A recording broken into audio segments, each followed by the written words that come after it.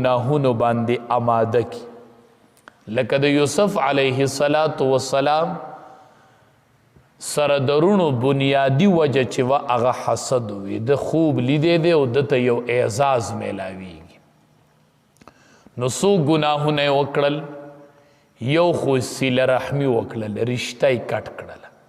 پلار یې څومره خفه کو ورور ته یې څومره تکلیف ورکه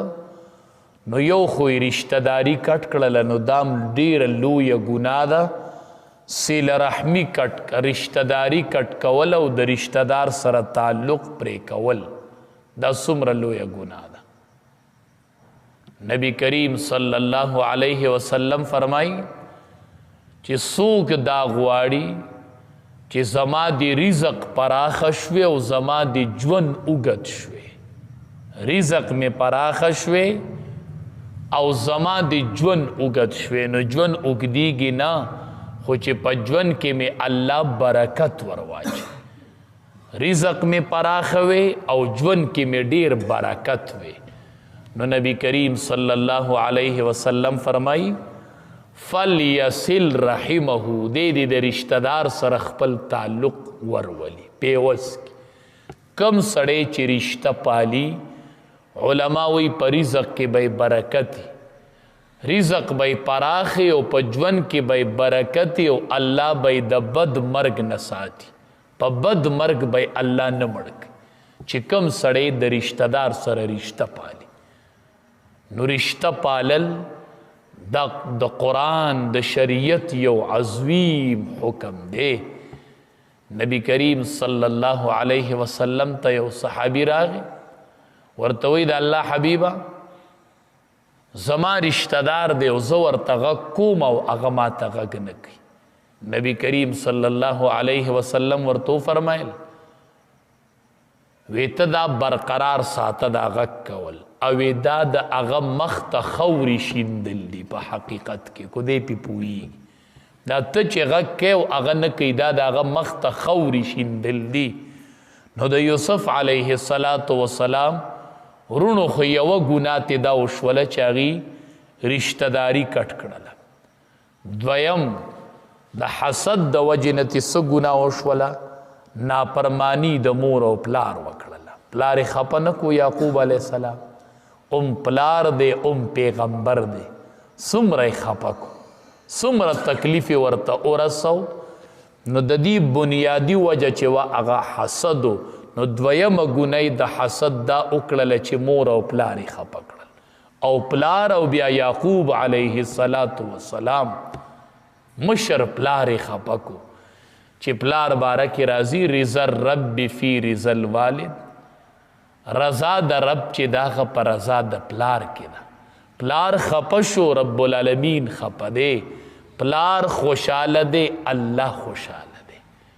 نو یو تینه د مور او پلار نافرمانی وشوله دام ډیره لویه ګناه ده حدیث مبارک کې راځي هره ګناه چې او کیدی شي چې الله د دې عذاب په آخرت کې ورکړي خو د مور او پلار نافرمانی چې د دې سزا الله په دنیا کې هم ورکوي نو یو د دینه د مور او پلار نافرمانی وشوله چې والدین دا ډیره لویه سرمایه د دې سره ډیره ګزاره کوو امام بخاري رحمت الله علیه نوم به تاسو اورېدلی بخاري شریف کتاب یې لیکلی دی دی ړوند و د ده سترګې نظر نه و مور به دعا کوله وی الله زما د بچي د سترګو نظر واپس که دا څومره درنه وزني دعا معلومیږي نظر واپس کېدل الله زما د بچي نظر واپس که خوب یې ولیده خوب کی ابراہیم علیہ السلام ولید ابراہیم علیہ السلام ورتوی اللہ دی دعا قبول کړله او الله ستا د بچی نظر واپس کو سار چې مور پاسې دله د بچی نظر الله واپس کړي او روغ شوی او الله تبارک وتعالی تینا د بخاری شریف په شکل کې د کتاب لیکلو خدمت واغس دا د مور دعا وا نو د مور او پلار دعا دا ډیره ضروری ده پکار د چې اولاد د مور او پلار نه دعا والی ډیره دعا تینواله کوي ډیر دعا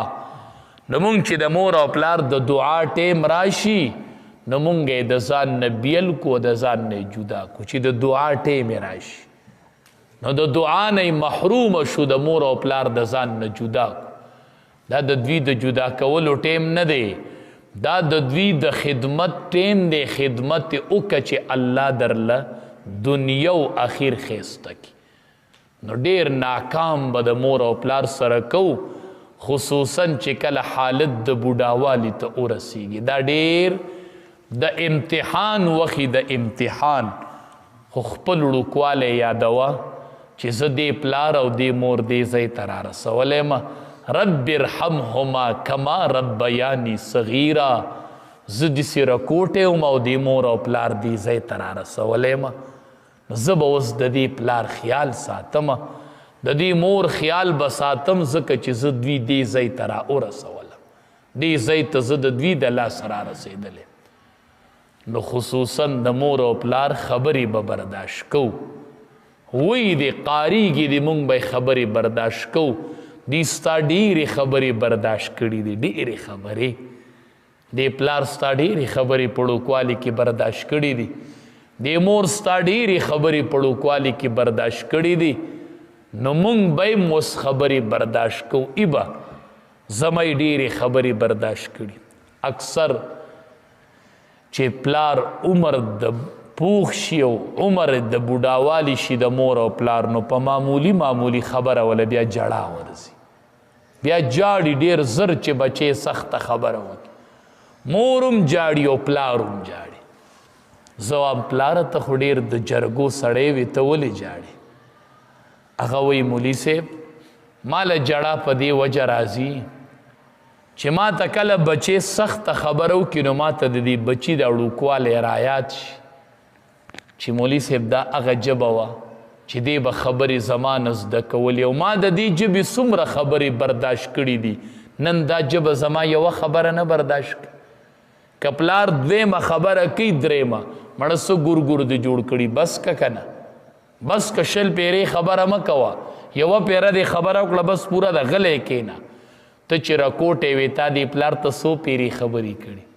څو ځله لګیا وې مولانا روم رحمت الله علیه لیکلی دی وی پلار بچی سره ناسو نو پلار دی بچی ته وی بچی لوی شوی دی پلار تینا تپوس کی وی بچیا په دی دیوال څه ناستی بچی ورته وی کارغه ناستی دا پلار بیا بچی ته وی بچیا څه ناستی پلار ورته وی کارغه ناستی بیا ورته دا پلار وی بچیا څه ناستی نو دی ورته وی پټه پوړون شي خدای دې پستر ګړون که خو کارغه ناسته کنه نو دا پلار ورته وی بچیا زه نظر می کار کی دا کارغه اینما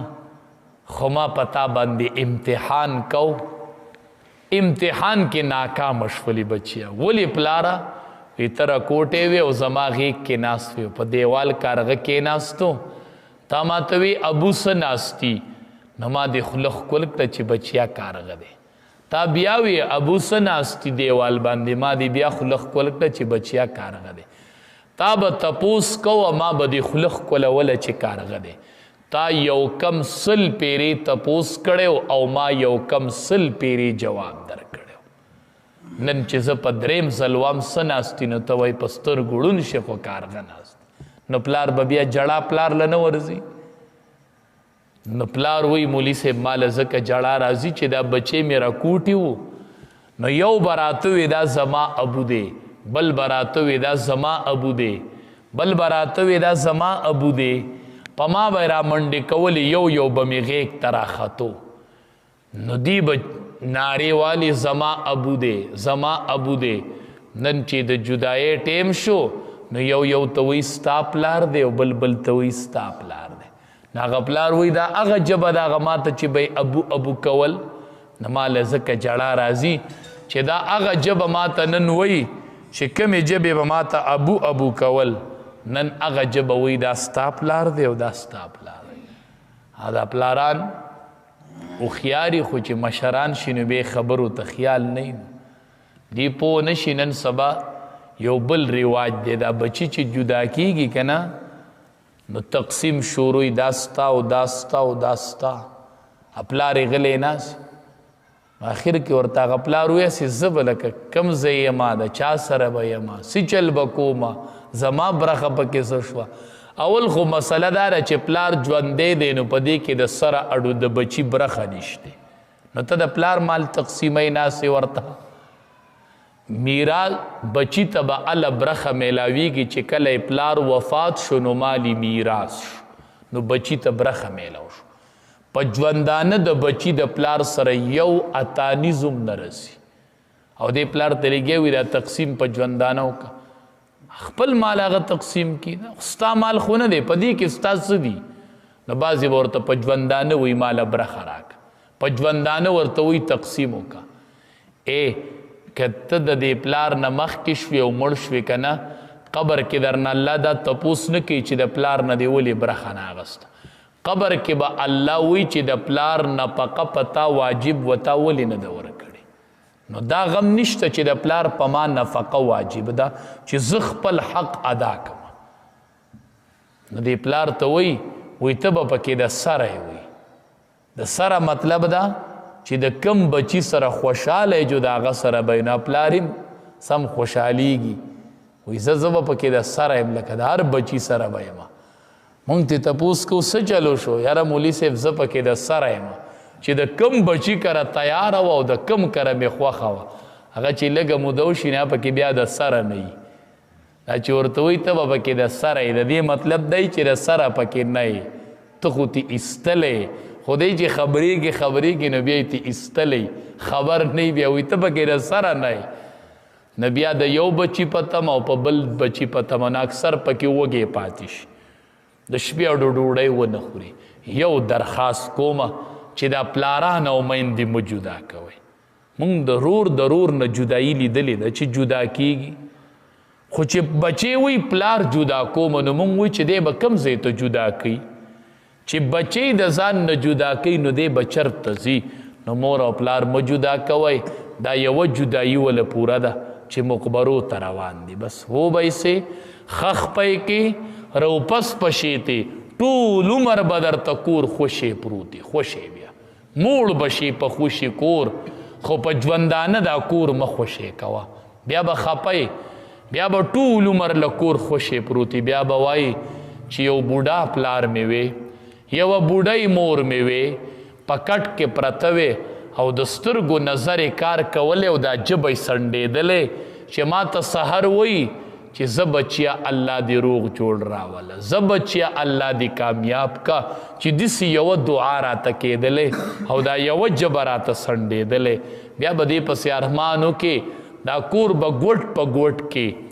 خو کور کې به دې بیا برکت نه نو دا برکت د مور او پلار سره پروت دی دا په خوشي کورونو کې نشته دی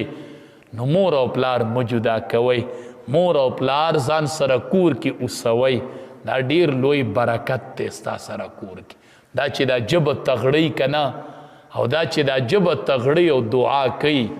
نو دا تا دپاره ډیره لویه سرمایه ده نو د یوسف علیه السلام رونو دویم ګناه تې څه شو د مور او پلار نافرماني دریم په کشر رور شفقت ونه کو دی کشر رورو په د شفقت پکارو حق کبیر الاخوة على صغیرهم حق الوالد على الولد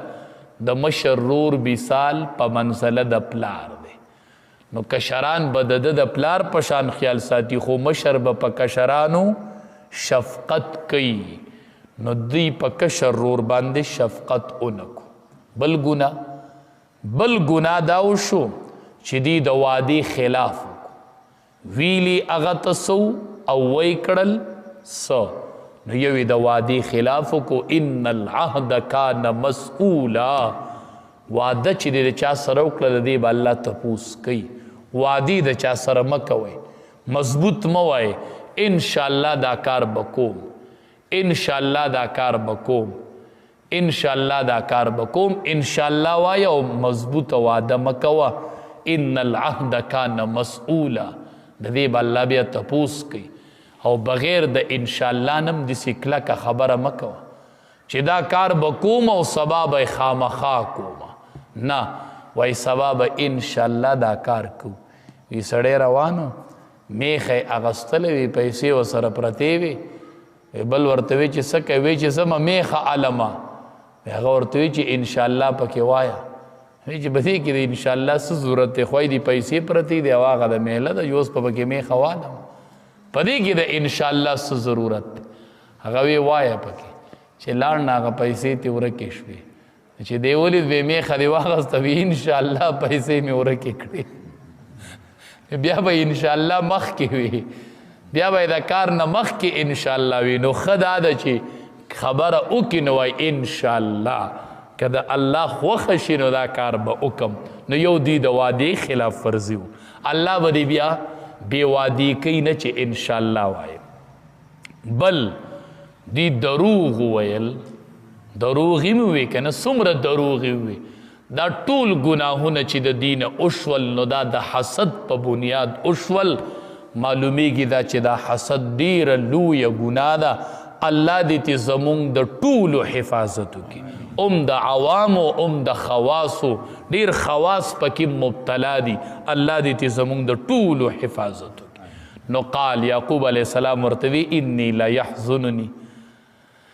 بېشکه تاسو به ما غمجن کوئ تاسو ما غمجنوئ ګورئ زه دا جدایي نشم برداشت کولی چې دی به تاسو سره سبا ځي او ماښام به راځي نه ګورئ دا جدایي زه نشم برداشت کوم دا جدایي زه نشم برداشت کوم پلار د بچي جدایي چې د هغه نه برداشت کوي نو ان تذهبوا به زه یریږم چې تاسو به دې بوځئ ما به غمجن کوئ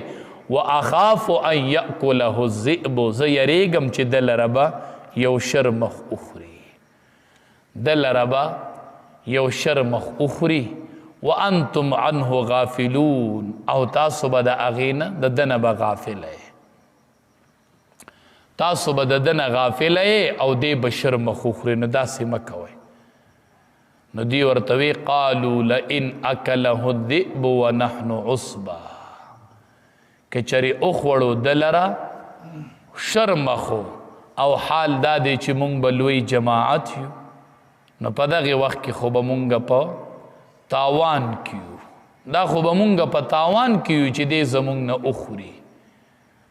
او دا به زمونږ نه نه خوري او ته دی زمونږ سره پرېږده چې کله روانې که که نه چې کله دی روان کو نو په اوږه باندې یوسف علیه السلام اغستی و نمبر په نمبر یې په اوږه اغسته چې د پلار یې پې نظر لګي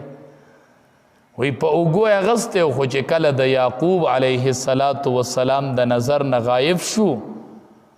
نو د کم ورور چې په اوږه و هغه ځمکې ته راګوزار که ړومبی اقدام یې ده وکړو چې ځمکې ته یې راګوزار که